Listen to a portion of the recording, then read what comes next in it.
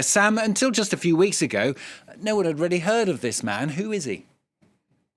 Yeah, absolutely. And even more remarkable is that less than 2 weeks before being elected president of Senegal, the youngest in the country's history, the 44-year-old was actually still behind bars awaiting trial for, among other things, insulting a magistrate.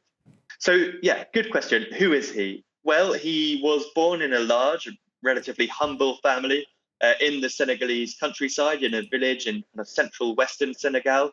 He began his career as an official at the country's National Tax Inspectorate, where he became very close with another really important politician in Senegal, or someone who would go on to become an important politician, Ousmane Sonko.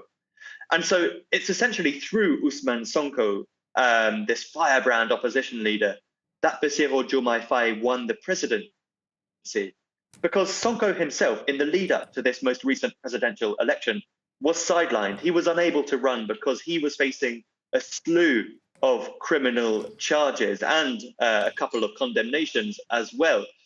And so when Ousmane Sonko was unable to stand, Bassirou Diomaye Faye, this relative unknown, was essentially made the plan B for the country's main opposition party.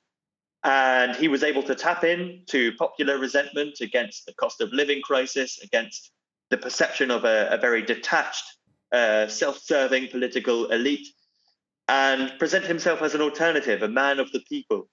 And so that's essentially how he's come in to win the Senegalese presidency, and why he's set to become the youngest serving elected leader on the African continent. His politics can be described as sovereignist or protectionist. Among his key policies is withdrawing Senegal from the CFA franc, that's a colonial era currency, and renegotiating contracts with big oil and gas companies doing business in Senegal.